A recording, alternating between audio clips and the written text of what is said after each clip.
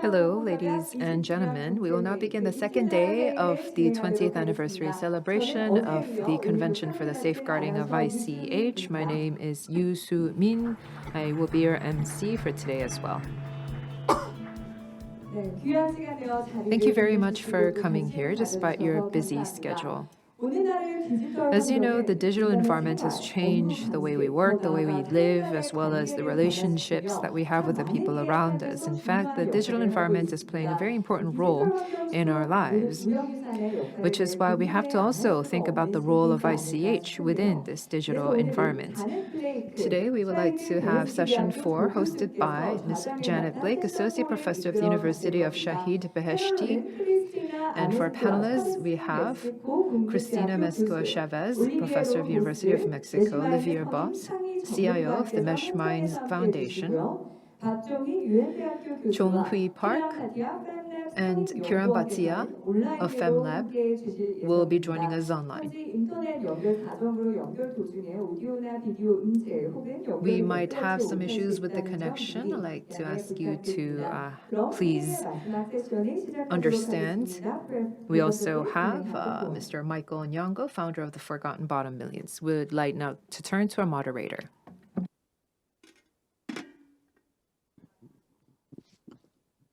Your Excellencies, ladies and gentlemen, dear panelists, and dear colleagues and fellow members of the Living Heritage family. Good morning and welcome. Allow me first to introduce myself. My name is Janet Blake, and I'm the director of the Persian Garden Institute for Living Heritage, and I'm the moderator of this session today. I'm very pleased to welcome you to the thematic session on living heritage and the digital environment at the Seoul Global Meeting for the 20th anniversary celebration of the UNESCO Convention for the Safeguarding of the Intangible Cultural Heritage. Welcome also to all participants who are following online from all over the world. And thanks, of course, this is thanks to the digital technology that makes this possible. Today, we're gathered here to explore the fascinating intersection between living heritage and the ever-evolving realm of the digital environment, where the analog and virtual worlds meet.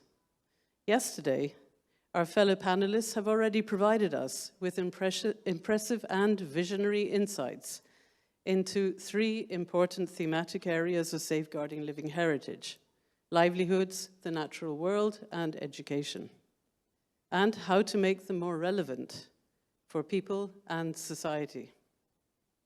Unleashing the power of living heritage for sustainable development and peace is indeed the main theme of this global meeting.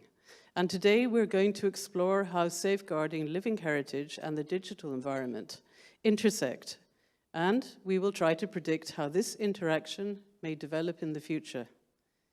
In a world increasingly driven by technological advancements, it is essential that we consider the impact of the digital environment on intangible cultural heritage and identify both the opportunities and the challenges that arise when these two realms converge. In an age of globalization and interconnectedness, the digital environment has become an invaluable platform for the safeguarding and the transmission of intangible cultural heritage. From music and dance to storytelling, culinary traditions, and traditional ecological knowledge, digital tools and platforms now offer new avenues for safeguarding and sharing community-based safeguarding practices across the globe. However, with the rise of digital technologies, we also have many questions. What does going digital mean for living heritage safeguarding? How do living heritage community members navigate the digital environment? How can the potentials of the digital environment be leveraged to strengthen transmission and safeguarding, as well as to connect living heritage communities across the globe? So, Questions about the impact of the digital environment on intangible cultural heritage also touch upon issues of digital democracy and how the active participation of communities can be ensured. The digital age has ushered in a new era of connectivity and accessibility that offers unprecedented opportunities for communities to engage in the practice and the transmission of their intangible cultural heritage. Digital platforms have opened up and democratized the process of cultural expression, allowing individuals and communities to share their own traditions, stories, and practices to a global audience. Through social media and online platforms and communities, people can document, showcase, and collaborate over the safeguarding of their intangible cultural heritage, transcending cultural and geographical boundaries. The digital environment also contains the potential to allow bearer communities to participate actively in decision-making processes regarding their own cultural heritage. Through online forums, crowdsourcing initiatives, and participatory platforms, it is now possible for community members to contribute their expertise, opinions, and experiences, ensuring that their voices are heard. Digital technology can empower living heritage communities to shape the narrative surrounding their intangible cultural heritage and actively engage in the digital world. However, it is essential to recognize and address the challenges that are inherent in this. Not all communities or members within those communities have equal access to digital tools and resources, leading to potential disparities in participation. Additionally, the digital space may present risks such as misappropriation, misrepresentation, and the commodification of these cultural expressions. And ensuring ethical practices in the digital realm becomes a crucial consideration when discussing this topic. At a more fundamental level, we may have to ask ourselves how we identify and safeguard the living heritage that only exists in the online environment in the future. So, we will now explore these multifaceted aspects with our distinguished panelists, both here in the room with us and also online, who represent a diverse range of expertise, experiences, and perspectives. And let me mention that I think that fact is extremely important in our discussion today. They come from various disciplines, including from intangible cultural heritage safeguarding, ICT and artificial intelligence, and digital anthropology. They will, no doubt, provide insights into how digital platforms can be harnessed to empower communities, to amplify marginalized voices, to foster inclusivity, and further promote the central role of communities and their members in the safeguarding and transmission of intangible cultural heritage. So, today's roundtable will include one question for each of our 5 panelists who are joining us here today, as well as ample time, we hope, for them to respond to questions from the audience. So I will be introducing our distinguished 5 panelists as we go along. But before we begin, I believe that we have a short video from a youth participant to help stimulate our discussions. Yes, before the panel discussion, as you've just heard, we will listen and watch a video message from the youth.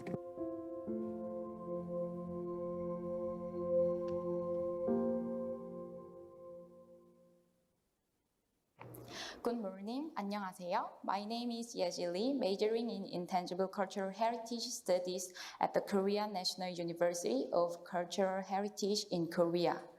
I entered this school because I am interested in Korean culture in general, but the more I encountered intangible heritage, the more I fell into the infinite potential values and possibilities of expansion of intangible heritage around the world. I made a university club called SUM with classmates and am still working on it. The word SUM means bread in Korean, and it derives from the slogan, Breathe for Forgotten Tradition.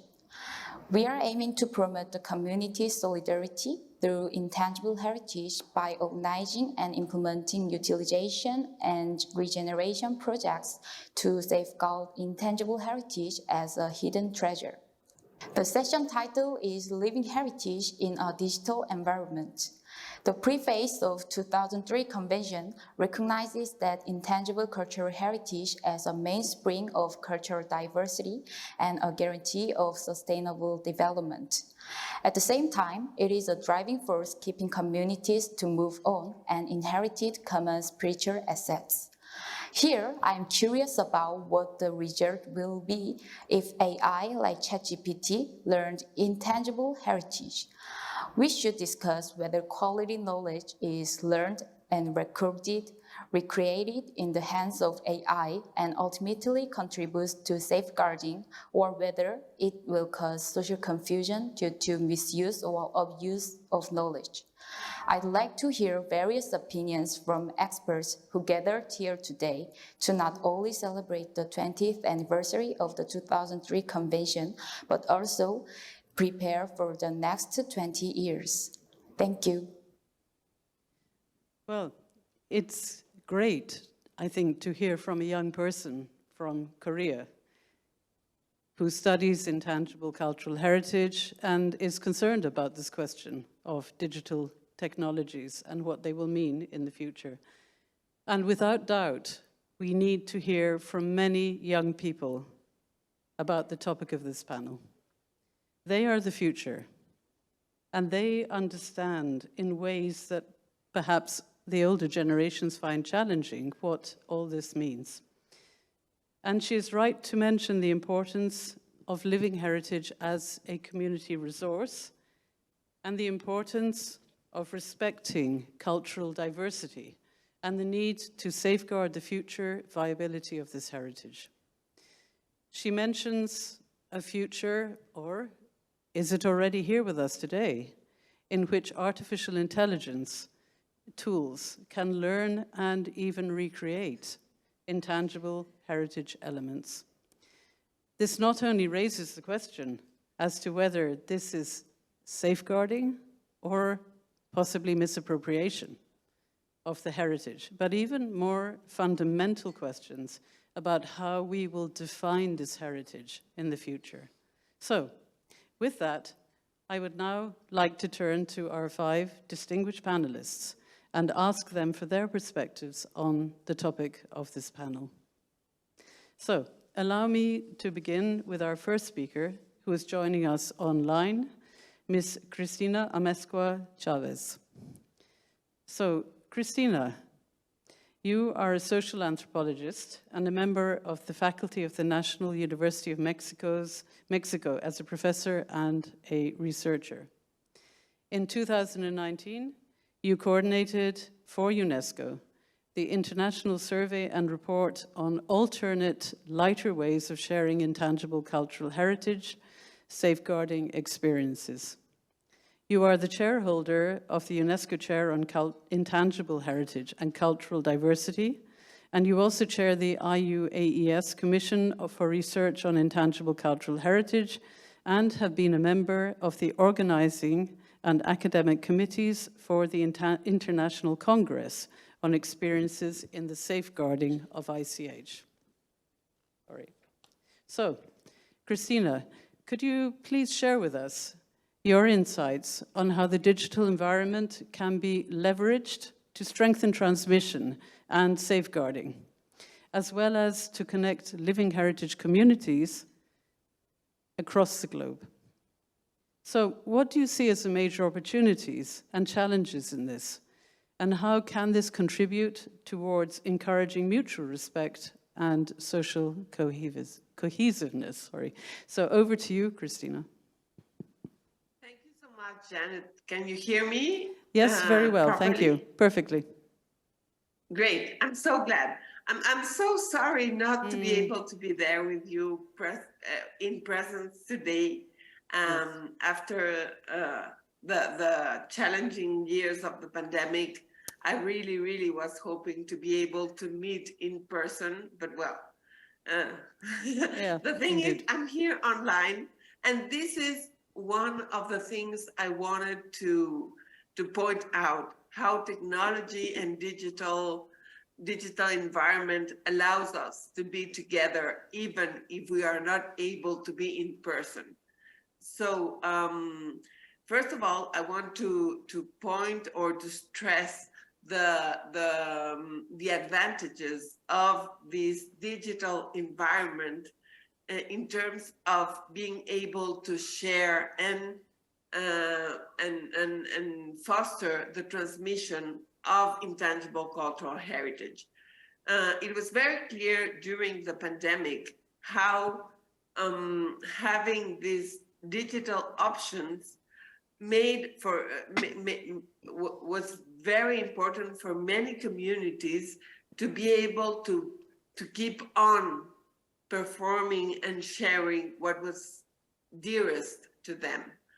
I've been researching with my research team at the National University in Mexico on how the pandemic affected the transmission of intangible cultural heritage. And it has been very clear how digital tools available to the communities made it possible for some of them to continue or not to interrupt transmitting or performing what was important to them.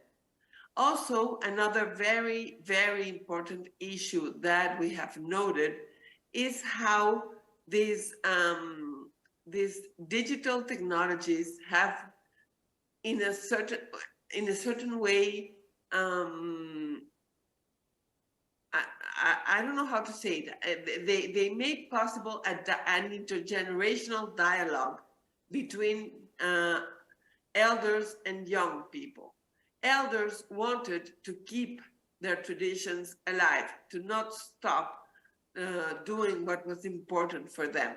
So they had to talk to their sons and grandsons and daughters and granddaughters in order for them to help them use this technology. We seem to have lost the feed with Christina. I give it a minute or two to see whether we get her back again. But while we're waiting, I just want to comment that I believe already she has certainly shown us that the digital technologies can be a very powerful force for providing opportunities to the communities of intangible cultural heritage in circumstances such as the COVID-19 pandemic, but I think in many other circumstances too, where perhaps for them communication, direct communication may be problematic. And we should, I think, remember that there are many positives that these technologies offer us, as much as we're concerned with some of the unknowns as to what might happen as a result of that. Do we know if the feed is returning?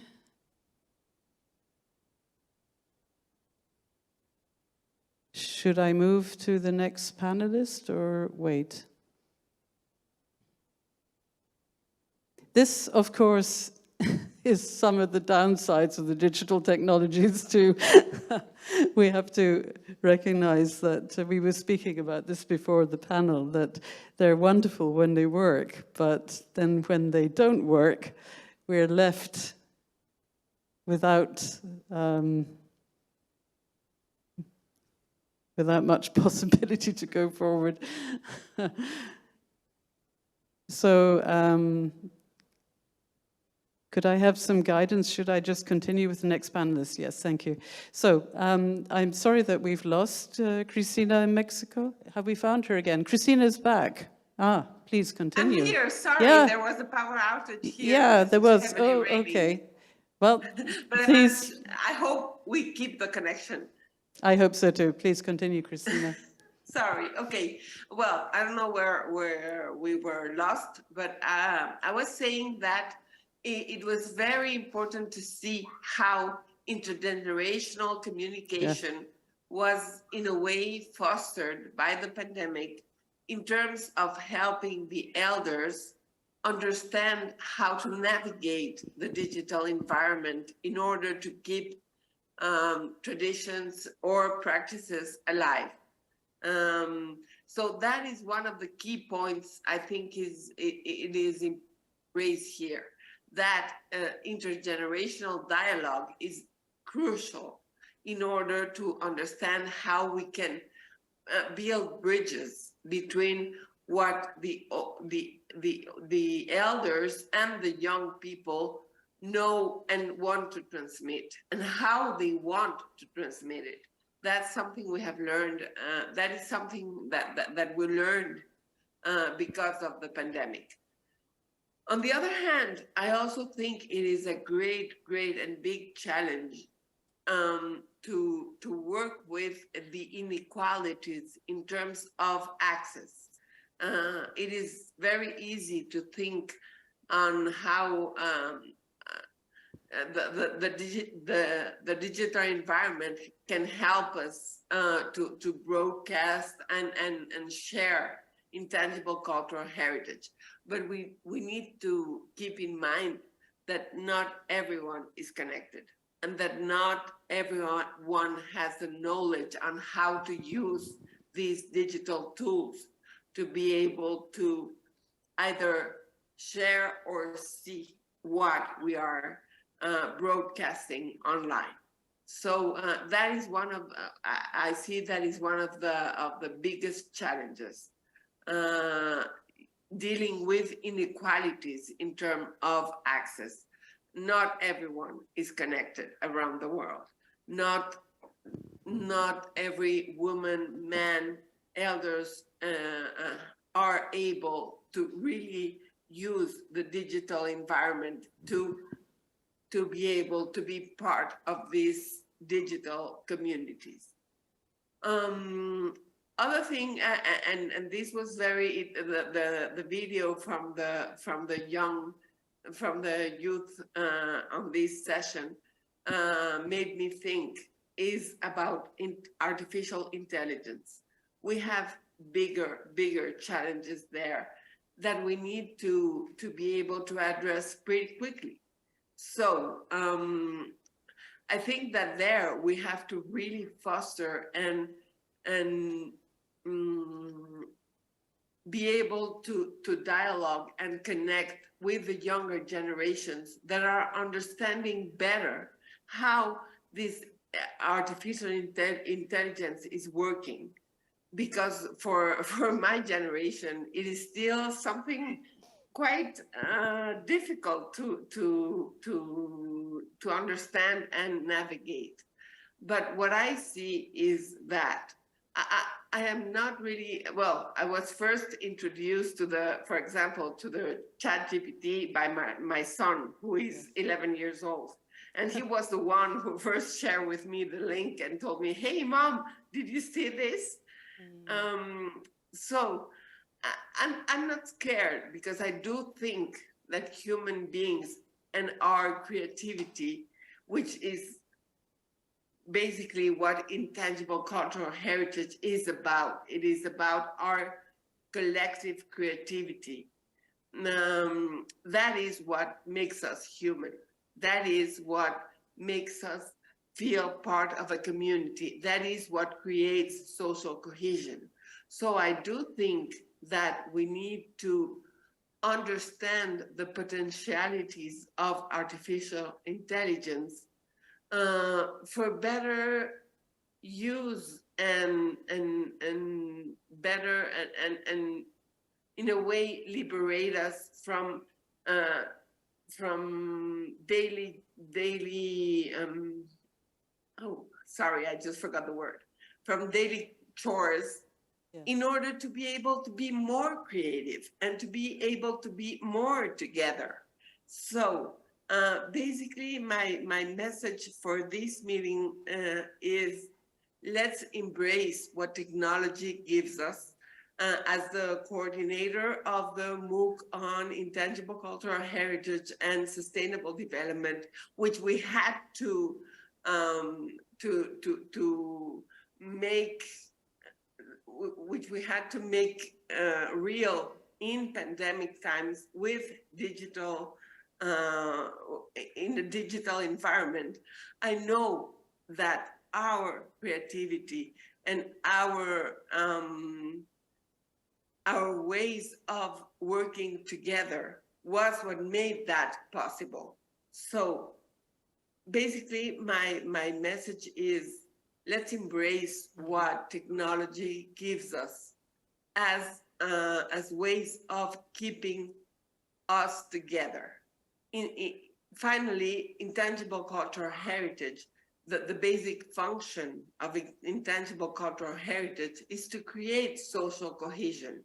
So now we have other tools to make us be together in a more amplified form, because technology gives us that potentiality. So let's use that in our benefit. Let's use technology to build social cohesion and to build ways of being together and understanding ways of other people of being together. I think that basically that's what I want to say. Thank you very much indeed, Christina. I think you've raised some extremely important points, and I'm very grateful for your optimistic take and your call for us to embrace these technologies and figure out ways to work with them for a positive outcome, but reminding us also that we need to be very aware of the values that we want to foster here. You mentioned creativity, humanity, for example, and to ask ourselves how then we can offer that access to as many people as possible. And I love also your mention of the discourse, the intergenerational discourse, which takes the idea of the intergenerational transmission into another sphere. And so now, moving to our second speaker, who is, I promise you, here in person. He's not a hologram. Mr. Oliver Bos, who you are a creative technology leader. You take ideas from concept to reality, and you play a key role in the business strategy team at Mesh Minds.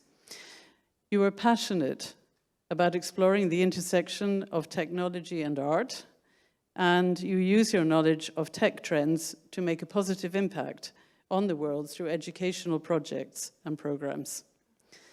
You are dedicated to fostering an uplifting environment by creating meaningful relationships with the people around you, connecting artists, creative technologists, and multinational organizations to deliver two impactful projects, which I believe you're going to tell us something about. And you are willing to bring the metaverse to the masses, and while making it a fun and a safe space for everyone. So, Oliver, I understand that you and your colleagues have conducted some groundbreaking projects combining culture and creative digital technology, bringing together artists and IT expertise for the sustainable development of people and the planet. So, could you please share with us today some examples to explain how, in your experience, the digital technologies support the engagement of communities and groups in the transmission and safeguarding of their living heritage? How do you see the relationship evolving in the future. So over to you, Olivia. Amazing, super. Hey, thank you so much, Janet. And also thank you to all of you to be invited to this amazing meeting and conference. It's been my first time in Seoul, and it has been lovely so far. It was for a long time already on my traveling list, but sadly, COVID-19 last year made it quite hard for us to travel. So originally, I am based in Singapore, originally from Amsterdam. And yeah, as Janet mentioned, Chief Inspiration Officer at Mesh Minds. So yeah, we do have these funky titles, and if I haven't inspired you today, just let me know. At least you guys have already inspired me a lot for the last couple of days. So yeah, I am a tech and arts enthusiast, and really truly believe that digital technology has the power to enable positive change if used correctly and responsibly. So just a bit of background what Mesh Minds does in a nutshell, and then I'll show you a video later on of one of the projects that Janet mentioned just now. So the Mesh Minds Foundation is a not-for-profit arts organization, and what we focus on is educating, enabling, and empowering artist creators in Asia to really focus on the sustainable development of people and planet in the digital age. Right, so the work of the foundation is also supported by the creative technology consultancy service from Mesh Minds. Right, and to give you a bit of a glimpse and visual understanding of what we do, I would like to show you a video of that project that Janet mentioned about our cultural significance actually happening in Korea. It was a collaboration with Meta last year. And it's called Art Reimagined Korea, which is a collaborative project with traditional Korean artists whose work is brought to life to wider audiences and through immersive augmented reality and virtual reality technology. We worked remotely with amazing people on the ground here in Seoul, and they made it all come to life. So if we can get the video up, that will be great. Yeah, get the behind the scenes look of the amazing digital work.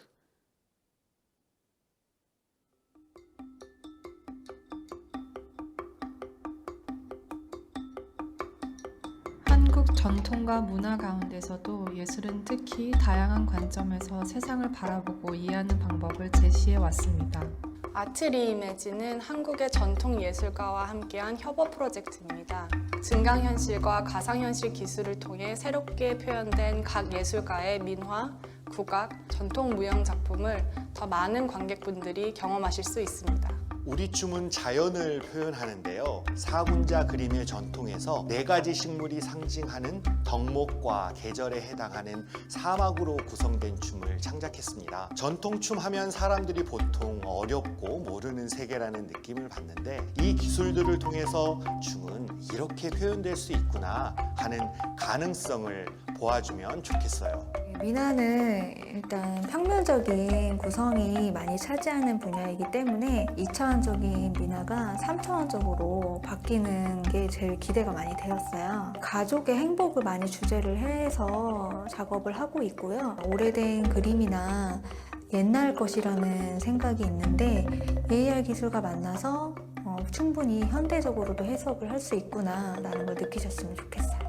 저희의 음악에 국악기들이 많이 사용이 되거든요. 그래서 우리 악기가 이렇게 화면에서 보이는 모습을 보고 굉장히 시대가 많이 바뀌고 있구나라는 걸 느끼게 됐던 것 같습니다. 저희 음악에 맞춰서 그 영상 작업들을 무대에서 시연하는 작업들을 했었는데요. 이번과 같이 AR과 같은 어떤 조금 더 진보된 그런 기술과 만날 수 있었던 그런 작업이라는 게 저희도 무척 기대가 됩니다. 개발자와 예술가의 협업을 통해 한국의 전통과 미래를 다채롭게 표현한 이번 아트 리이매진 AR, VR의 세계로 여러분을 초대합니다.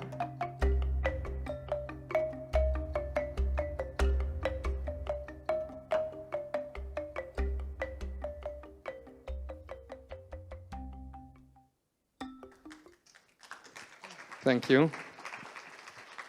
An amazing shout out to the artists and the creative technologists that have worked on this project, because the works by the 3 participating artists offer insights into different ways of passing and interpreting tradition.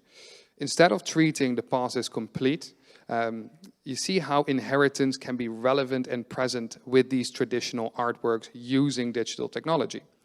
So ranging from Park Yoon-joo's Minhwa painting to Gong Myung's Gugak-inspired music and Park Chung-ho's choreographed dance.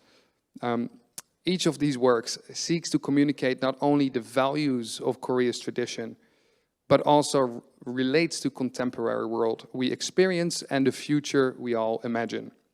So through AR technology, this project offers various entry points to engage with these diverse forms of traditional Korean art.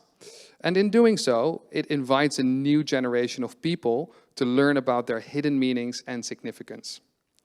And this also brings me what Mr. Ida was saying yesterday, and that was that the youth didn't see the importance of ICH, and how he mentioned that through social media, we can get to them. And I really, really resonate with this. Why not teach the youth about living and intangible heritage through platforms that they hang out and care about and get accustomed with? And they also talk about with each other on these platforms, from Roblox till Fortnite, which I will highlight in a minute. So it's time that we adapt these type of technologies. And as mentioned by Christina, we embrace new technology.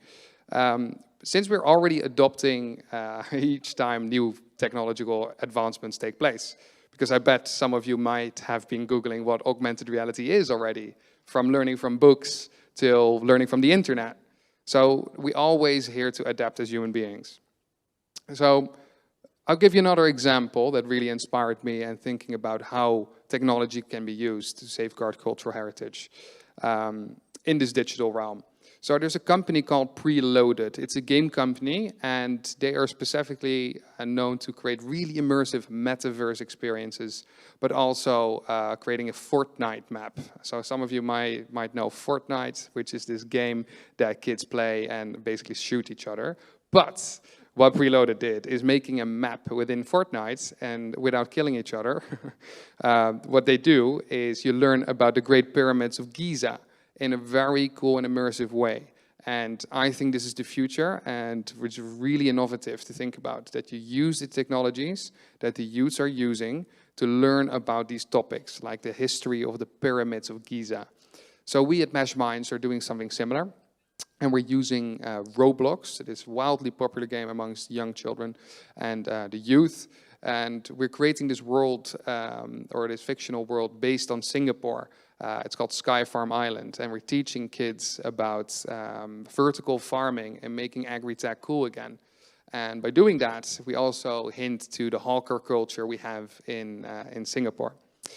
So yeah, I see this evolve greatly in the future as well, and I really try to encourage to embrace technology. And I do understand it's sometimes really hard to understand and follow all these trends here and there, but we have to take it with a light touch. As we already saw, it's not really on our side always, but it's the way how we interact with it when things go wrong. And how you, Janet, did that was lovely and very calm. And that's the way to go forward with it. If it doesn't work, well, I still have my notebook over here. I know I'm holding an iPad, but just in case it's not working, I have my notebook. So, yeah, and in the race, in this race for AI, I do think what the youth were saying as well, it's in the hands of AI, but more in the hands of ourselves. It really depends on what input we give to the machine learning algorithms. It's not so much what they will come up with, that's based on the algorithm. So there was this other law firm who's creating their own proprietary software for their law firm to make work faster, basically, and also more accurate. And therefore, I see for Living Heritage and ICH as well, to really focus on its own proprietary software, maybe, with its own large language model that focuses on harnessing the digital technology for digital heritage, living heritage. Thank you. Well, thank you very much, Oliver, for sharing those, I think, very profound insights and your wonderful video. And Thank particularly, it's to me, it's a very striking point that you did that amazing work with Korea, but this is your first time in Seoul. Yeah, correct. It was indeed a challenge, but yet we did it. Again, shows the possibilities that the digital technologies provide for not just producing that work, but producing it at a distance, you know, with global interconnectedness. I want to just mention briefly, there was one phrase in your video that struck me, which was the idea of the contemporary value of this heritage. I think that's very important. And also, you speak, I think this is really very fundamental, you speak about the quality of the output is the quality of the input in such models. And this also speaks to the question as to who is creating that input.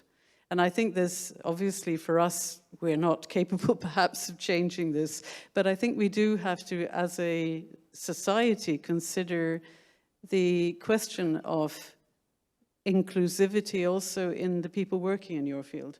You know, older people, more women, etc. That will have an effect on what is created too, yeah? So you've raised, you know, some pretty profound questions for us, and it's a little, we're at the point, rather like when the printing press was invented and everybody was terrified as to the results. But, you know, like Christina, I think we have, and you're also giving us the message, you know, we need to adapt ourselves and learn how to live with this in a positive way. So again, thank you very much, Oliver. Thank you. It was very stimulating. And we now move to our next panelist, who is also joining us online, Ms. Jonghui Park, who, as I say, is joining us online. Thanks again to the wonder of digital technology. So you are the head of innovation and education at the United Nations University Institute for Advanced Study of Sustainability, UNU-IAS. You promote the innovative and inclusive use of technology to provide lifelong learning opportunities to engage everyone in sustainable development. Your team implements research and capacity building projects in various sustainability areas, including climate change displacement, net zero transition strategies, community-based education and sustainable development, and using technology to safeguard cultural heritage from the perspective of the SDGs. And before joining the UNU, Ms. Park, you were a team leader of ICT and education at the UNESCO Asia-Pacific Regional Bureau for Education and also the UNESCO Institute for Lifelong Learning from 2011 to 2020. So, Jonghui, I understand that you have carried out extensive work to promote the innovative and inclusive use of information and communication technology to provide lifelong learning opportunities for sustainable development. So, could you please share some of your ideas and experiences from your work in lifelong learning on how new technology could be harnessed to promote ICH safeguarding? For example, how can different age groups and peoples of different backgrounds be connected to each other? So, over to you, Jonghui. Thank you very much. Can you hear me clearly? Very clearly indeed, thank you. Thank you. So good morning, everyone. 안녕하세요. My name is Jonghui Park from United Nations University, and I'm really, really grateful for inviting me to this very exciting and meaningful event in Seoul, my home country, Korea. So before I answer to the questions posed by the chair, I have to confess to everyone that I'm not an expert in ICH. Probably just like the previous speaker, I'm more like a tech person and education person. And the cases that I'm presenting to you may not be like totally respectful for tradition of ICH, but I think using technology, we need to kind of have some shift of mind of making it more accessible to the public and also attractive to the younger generation, also other generations of who are involved in intangible cultural heritage. So in 2015, when I first saw the list of 17 SDGs, it wasn't strange to me that the culture was not explicitly mentioned in the SDGs because I was not part of ICH discourse. And it wasn't until the UNESCO Bangkok culture team asked me to look into the issue of disappearing intangible cultural heritage and asked me to join a mission to find technological solutions to safeguard this intangible cultural heritage. And it was then that I realized how serious the issue is, especially how closely ICH is related to people's lives and their sustainable future. So during my time in UNESCO and UN University, I had the privilege to work with ICH experts to use technology to empower different generations, including artisans, women, and young people, and motivate them to safeguard their ICH in their community. During the projects in Chiang Mai and Luang Prabang in Laos, I found 4 rather common challenges in safeguarding ICH, which may be addressed by using technology. So the first challenge was that there was actually limited ICH information accessible to general public. So the awareness is quite low. Second, for the ICH bearers and practitioners, it was difficult for them to find young people or next generations who are interested and motivated to take over this tradition. And third, why do these young people less care about ICH? Because there was a disconnect between economic well-being or income generation activities in the ICH. And finally, and the fourth, despite all these challenges, interventions and educational programs for the community as a whole was rather limited.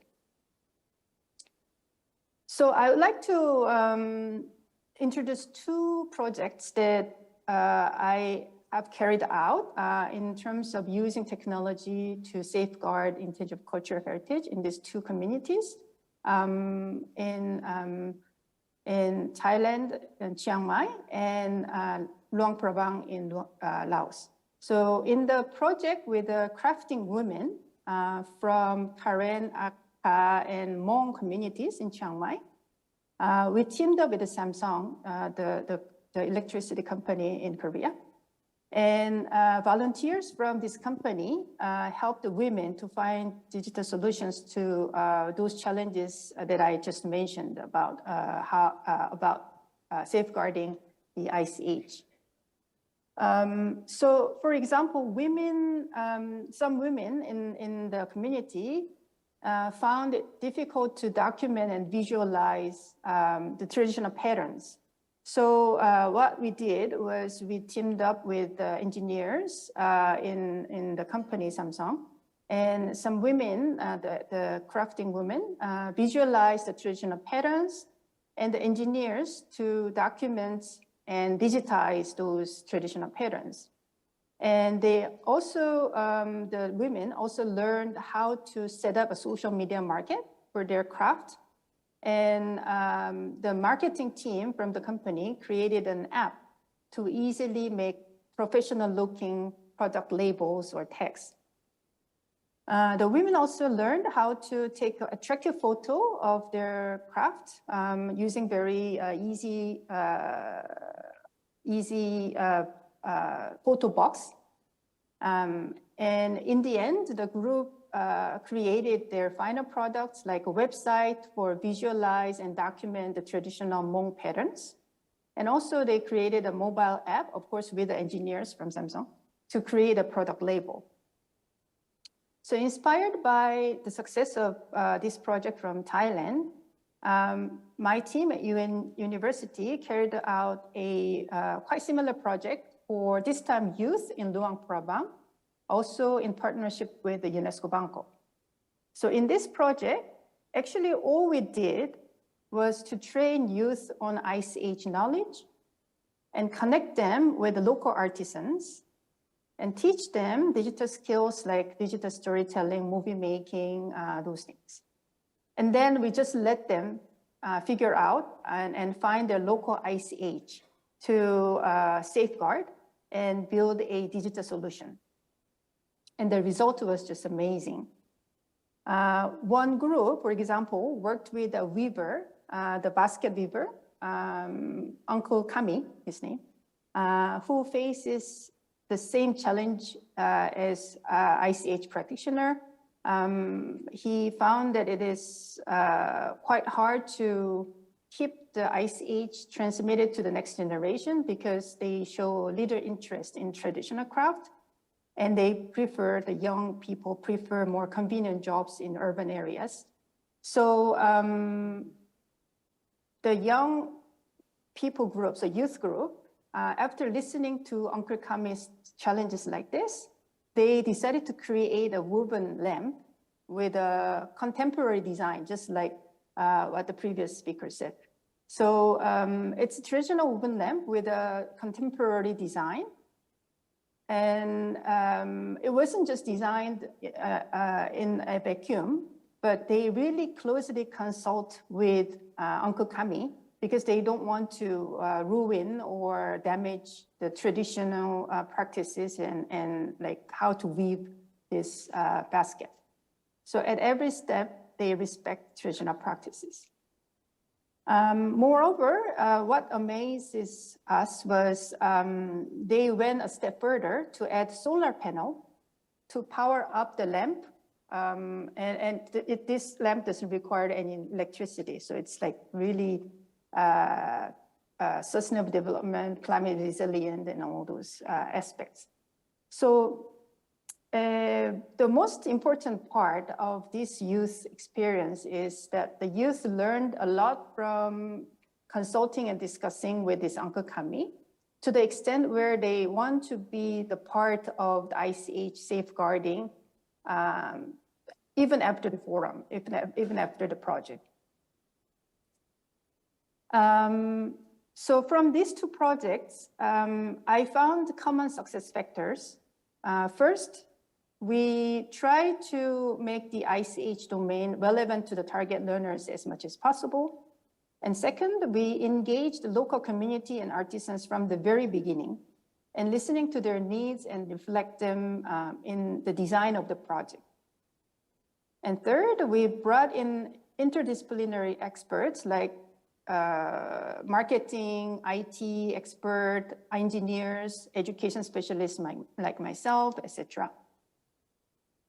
So the result was not only this innovative culture, modernized culture products, but also the active participation of this young generation, new generations coming up with the solutions, digital solutions to improve the community's intangible cultural heritage. But I also would like to share some remaining challenges, probably some food for thoughts for all the participants or experts here today on ICH. So first, there was a concern that traditional ICH or products of ICH are seriously altercated or even damaged due to global trends or consumers' tastes or their demands. At the same time, we know that we have to make it attractive enough for next generation to keep them as their own culture. So it would be a dilemma that ICH experts like participants today here will probably have a better idea how to deal with this. Second, just like any project, it was a real challenge how to sustain and scale up the effect of the project after the project team left the community. We are still trying to make it more sustainable and try to scale up by putting these lessons to the teacher training of the community, so the teachers in the community actually do include this in the curriculum. Third and last, how to mainstream culture in the SDG 2030 agenda, just like the Seoul vision that we are going to talk about in the next session, and how we can actually make culture as the center of sustainable development agenda is still a challenge. I found, even we are already halfway through the 2030, the target year. So with that, thank you very much for your attention, and I would like to welcome any questions. Thank you.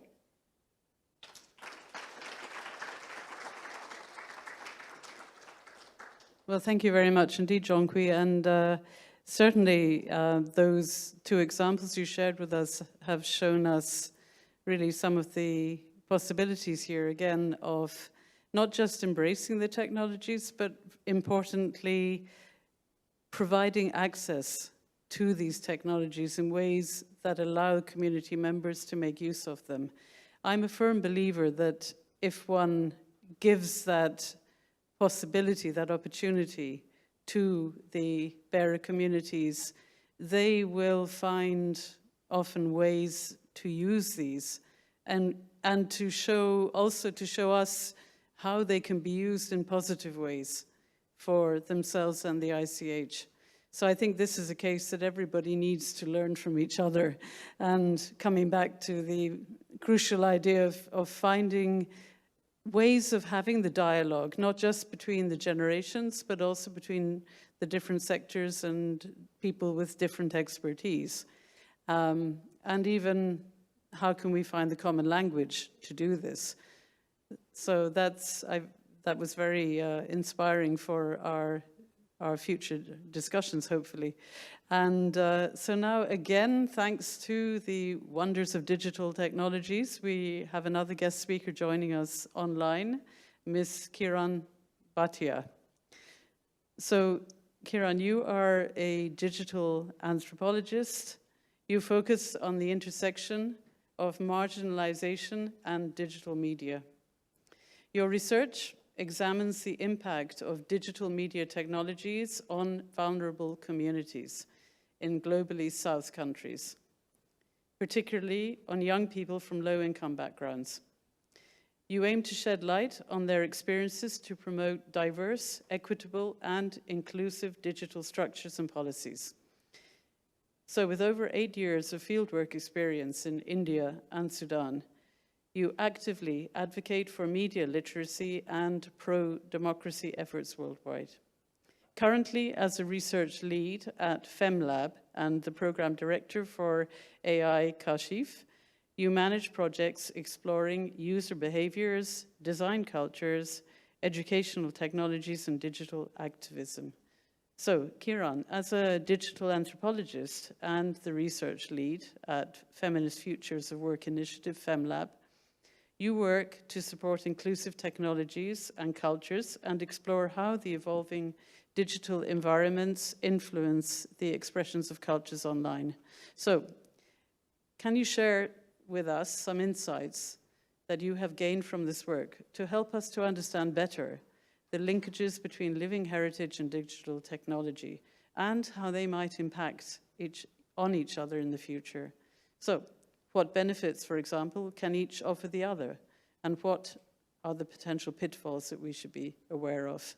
So, over to you, Kiran. Another problem with digital technologies and remote work is you're surrounded by your pets and they want to share the same space. Thank you so much for having me with you all today. It's such a pleasure to be here. I think I would begin by reiterating what most of the panelists have discussed. Digital technologies permeate all aspects of our lives, including the living heritage. They influence how we engage with, how we perform our cultural identities online. And a major part of our performances, our expressions and articulations are online these days. I'm a research lead at FemLab. It is a feminist futures of work initiative. And we work with different stakeholders to ensure that we support inclusive technologies and cultures. We explore how the evolving digital environments influence the expression of cultures and identities online. Our research primarily focuses on identifying ways to optimize digital technologies where users can communicate, they can archive and express their cultural identities and living heritage. I would like to emphasize that digital technologies allow people to use different forms of online storytelling, different forms of narrative experiences. It allows them to document remote and underrepresented cultures and to build cross-cultural empathy, which is really crucial in today's time. Let me share a snippet of one of our main projects with young people from resource-constrained and marginalized cultural communities in the Global South. We have worked with aspiring content creators and digital artists representing their local cultures, such as dietary practices for sustainable living, sustainable fashion, and conscious consumption. Now, these young creators, content creators, they use digital media to archive the wealth of generational knowledge of what constitutes sustainable living in their cultures through conscious consumption at a personal and at a societal level. They are actively creating archives to document these local systems of knowledge. And in doing so, they are popularizing the living heritage that they inhabit, they possess. Simultaneously, they complement this intergenerational local knowledge with suggestions on transforming this information into everyday practices suited to the economic and political realities in different contexts. So they might have developed these dietary practices in some region in India, but they're communicating this local system of knowledge to people in other parts of the Global South, for instance, in Korea, in US, in Africa, in contexts of Africa. So young people have to constantly modify their engagement with an interpretation of these local cultures to ensure that their local and generational knowledge systems align with the forms of communication that are possible on digital platforms through social media. Let's take an example of a campaign called #MigrateStory that was launched by United Nations Human Rights in 2022 on Instagram.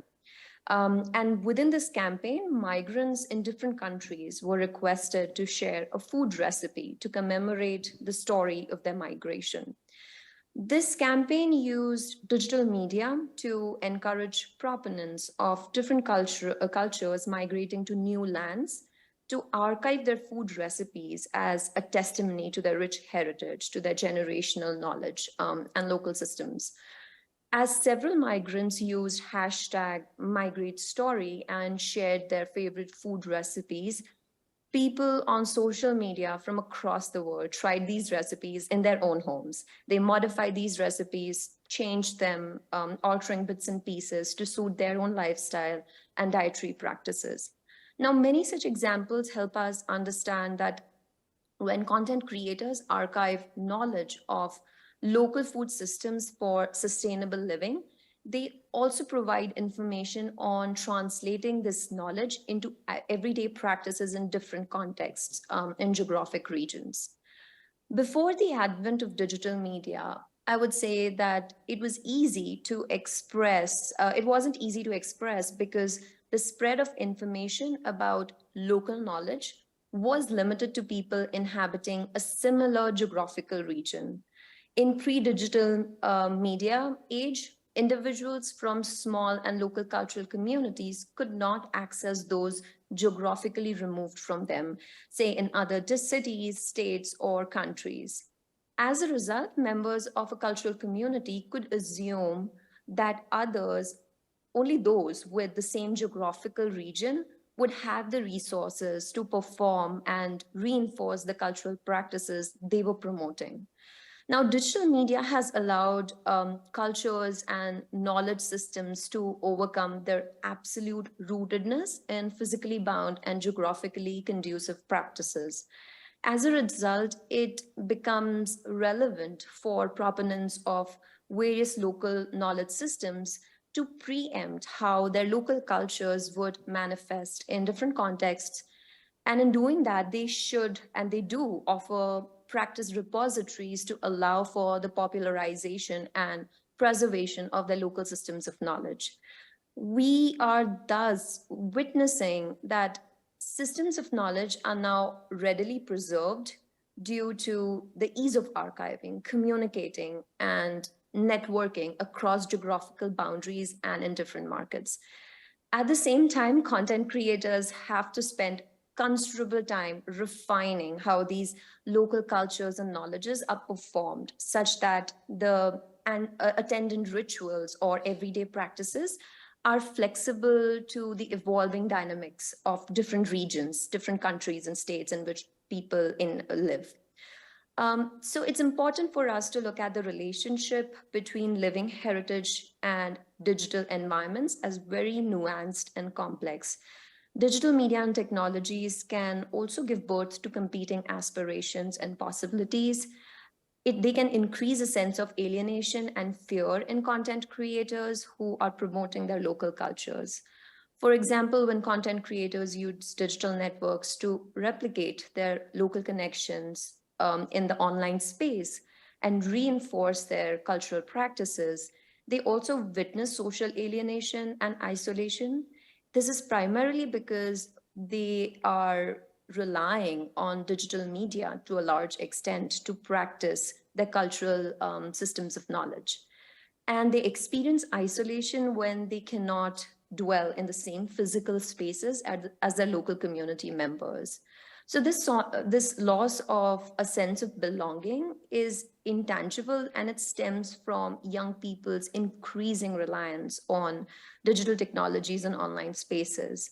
For example, the practice of generational co-sharing, be it co-sharing a space, identities, rituals, knowledge, or aspirations for that matter, it embeds the essence of living heritage. Digital environments can complicate this understanding by offering new experiences and possibilities for preserving and communicating the living heritage. Digital environments also to a large extent intersect with the logic of commercialization, the logic of profit making, and can lead to misappropriation of cultural knowledge and related artifacts. For example, in one of our projects with yoga practitioners trained in Hindu meditation programs, many respondents explained how digital media enabled practitioners to isolate the performance of yoga and the underlying philosophy guiding this meditative practice. They argued that YouTube tutorials or DIY, do-it-yourself videos on how to do yoga in digital environments or online spaces appropriated yoga as one of the many exercises people can do to lose weight or to increase their flexibility. According to these respondents, yoga was an art form that required the presence of mind and body in a meditative state, enabled through the guidance of a guru or a mentor in a shared physical space. Also, yoga for them was a lifestyle and not just an isolated exercise regime. One of the yogis we had a conversation with said, I quote, "Yoga is not how flexible you are or how many calories you burn. It is how you live every moment, every single day. To begin with, being a yogi means never consuming meat-based meals. And yet digital media has turned yoga into a fad." So similar observations are critical to appreciating the dynamism that's inherent to digital technologies and how they influence the process of archiving, communicating, and preserving local knowledge. A significant question to consider is, how can our living heritage become inclusive and still retain the essence of the local cultures in digital environments? Based on our work at FemLab, there are 3 ways that we suggest to optimize the potential of digital environments to safeguard living heritage. The first and the most important step is to equip users with technical and critical media literacy skills. Capacity building at the grassroots level is extremely crucial if we are to foster local communities to retain authority over their knowledge systems and cultural identities. The second step would be designing accessible technologies and online platforms to ensure that local cultures and vulnerable communities have access to information and communication technologies. The third step is to acknowledge that digital technologies are designed to promote and to reinforce a neoliberal logic, which is profit-making, commercialization of arts, or to emphasize on the power of big companies. So our tech policies and our state-led efforts should adopt a people-centered approach in designing and deploying new media tools to align the preservation of living heritage with the needs, aspirations, or capabilities and realities of local communities in these local spaces who have the authority over these local systems of knowledge and practices. And finally, it's really important to use the local as the starting reference point and the practical foundation to build programs and initiatives to preserve or archive, communicate, or practice living heritage in digital environments. So I think these are my 2 cents on how we can create an inclusive, productive relationship between living heritage and digital environments. Well, thank you much. Thank you very much indeed, Kiran. Yes, thank you. I mean, I refer back, in fact, to the comment made by Jonghui at the beginning of her intervention when she apologized for not being an ICH expert. But in fact, this is exactly why all of you are here today, because we need to hear from all of you and to learn from all of you. And I think we have done so from each intervention up till now of those of you coming from other backgrounds and disciplines. And so, I mean, I'm very taken by your last point about starting from the local. This really speaks to us in this the context of the 2003 convention. And also, however, at the same time, there's a certain paradox that as we start from the local, but at the same time, we're operating on this transnational level. And the question that you raise as to how we reconcile those two facts. And I think that it's slightly amusing that those of us in the convention framework, particularly from a legal background, have always felt that we're very advanced because we can have shared multinational inscriptions on the international list. But in fact, you've raised a much more extensive and challenging form of, transnationalism that the convention is going to be addressing going into the future. And just the final point I take from your intervention, Kiran, is also how we understand intangible cultural heritage as something that each generation needs to adapt to respond to their needs. And I think that's also a point that came through strongly through what you were telling us. So again, thank you for that. And now I would like to turn to Mr. Michael Onyango, who has come today. Well, no, not today, but he's come all the way from Kenya to be with us today. And so, Michael, you are a respected thought leader and a speaker on frontier technologies and their impact. You have held key roles at the Africa Union's Africa Centre for Disease Control and Kenya's County Government of Kisumu. And you've spearheaded groundbreaking initiatives to leverage technology for local development. So, as the founder of Forgotten Bottomillions, you created Kenya's largest social media platform for sharing verified opportunities. And through your compelling thought leadership and your captivating speaking engagements, and we will in a minute experience that, you inspire audiences to embrace the potential of frontier technologies and leverage them for impactful change. So, Michael, I understand that through your foundation, you've actually founded Kenya's largest and most trusted WhatsApp network platform, which reaches more than 500,000 people every week. And So the intersection of intangible cultural heritage and social media, it presents obviously an interesting means of sharing and celebrating the living heritage practices and expressions. And so can you share with us your story of how social media has helped to foster dialogue and mutual understanding through sharing and exchanging intangible cultural heritage across different communities? Michael. Janet, thank you very much. And first of all, I think it's proper that I say thank you to UNESCO, ICHCAP, and the Korean government for ensuring that we also have a seat on this table.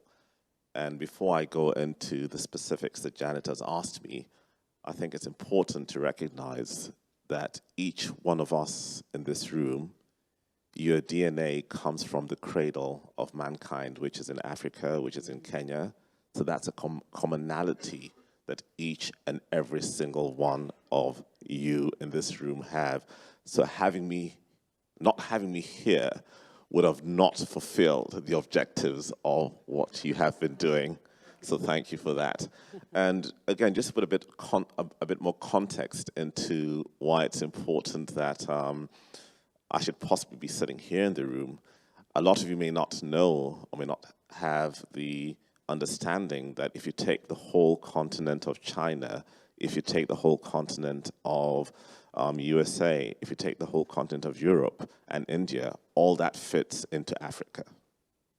So there is no way we can have a conversation about living heritage, a global conversation, without having Africa within the space. I'm really grateful and I'm really happy that I'm here to take care of that.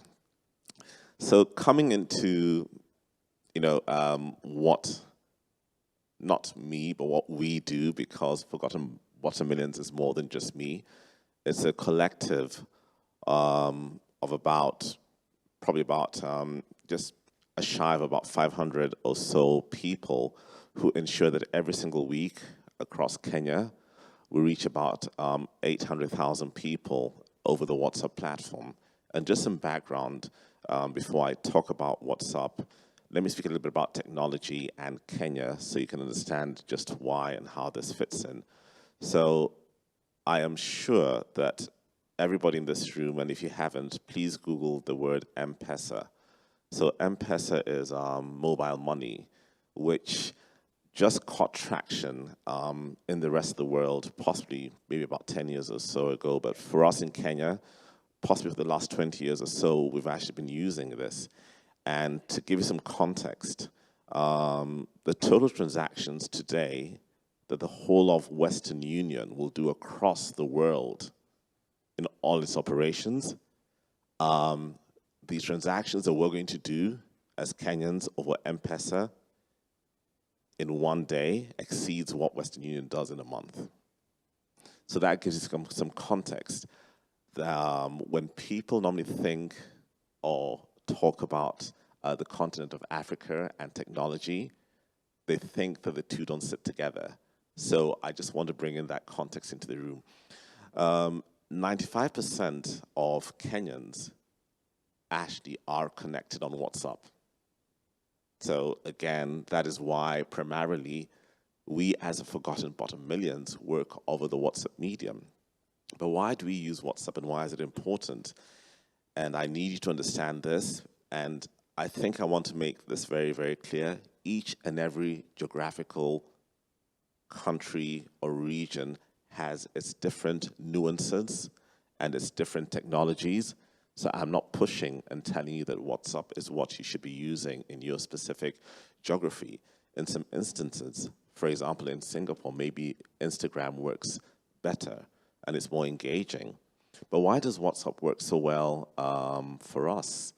And why is it important in this discussion of living heritage?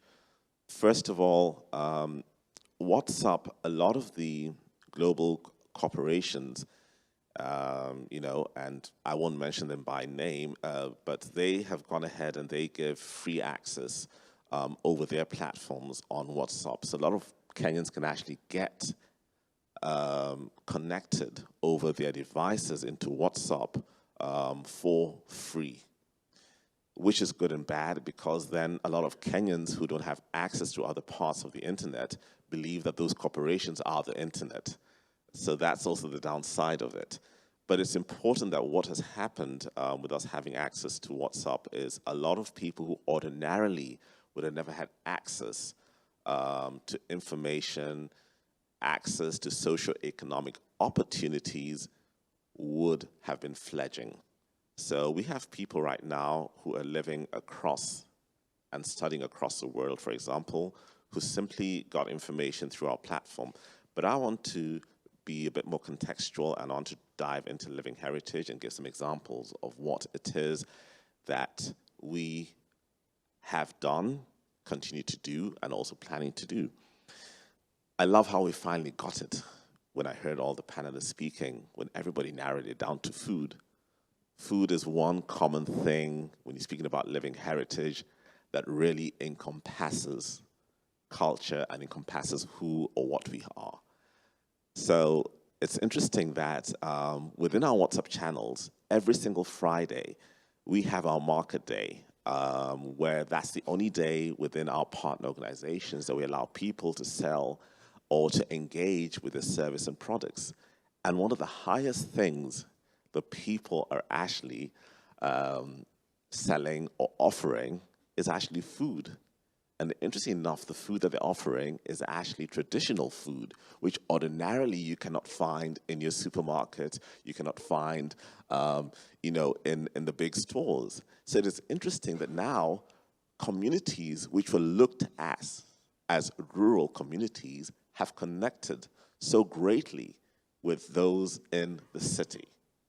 So it is so exciting when you see younger people, or even people across different cultures, are getting to learn about other foods and about other different utensils and about other different rituals because of what they're now able to access over the WhatsApp platforms.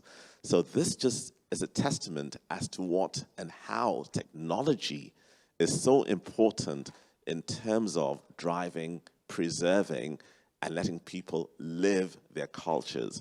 So contrary to popular belief, people always thought that when technology came across, or when technology came about, this would actually change communities and change societies, and they would drop and forget who they were.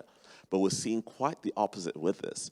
So for example, I've just discovered, so I come from the shores of Lake Victoria. And Lake Victoria is the second largest freshwater water body in the world. And so there's a whole lot of new species of fish that I didn't know about that I've now discovered and I keep learning about. So these are just some of the interesting things that we're finding out. But interesting also, our scientists are now working on what we're calling our orphaned crops. Orphaned crops are the crops which were our traditional crops, but because of different multinationals and different interests, other crops came and superseded them. But our local scientists, not just in Kenya, but also across Africa, are actually working on orphaned crops, which, interestingly enough, are more resilient to climate change because they're adaptive to the local systems. And I can give you a very great example. So in Nigeria, they've actually worked on the cowpea, which is extremely critical and is an extremely important staple food for the whole of Nigeria. And they've been able to take care of the weevil, which was a big problem within the cowpea. So what we're now doing as Forgotten Bottom Millions is that we've actually partnered with a science communication agency called Alliance for Science.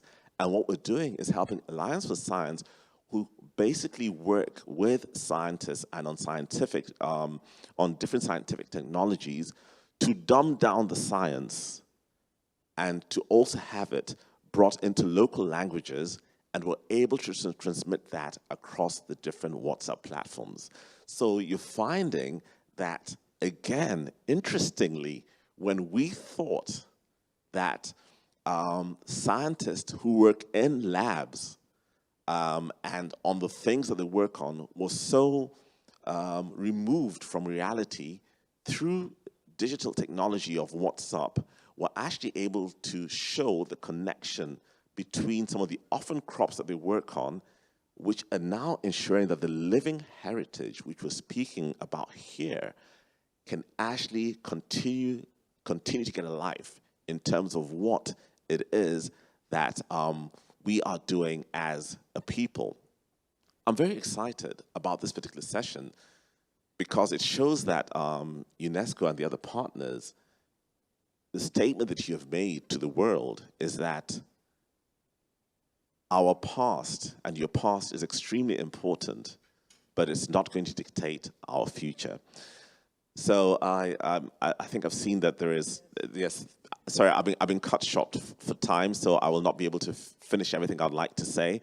But just in a nutshell, I would like to remind us all here that within the space of our digital technologies and what we have done over using and over work with local communities is we have brought in new markets, we have brought in new economic opportunities, but beyond that, we have brought in the stories and which can now be archived and which can now be used for prosperity and to ensure that the communities which were then looked upon as people who needed a handout, really don't need a handout, what they need is a hand up, and the technology is providing this.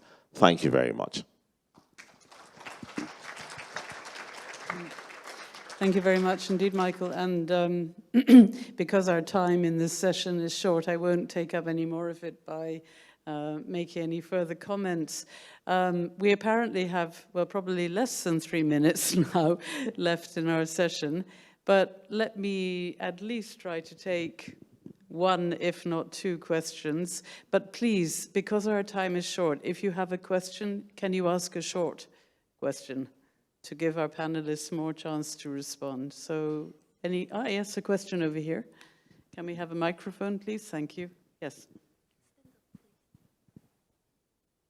Hello, my name is Dylan, and I'm an independent scholar focusing on transnational street dance in Australia and Korea. My question is to Mr. Olivier Boss.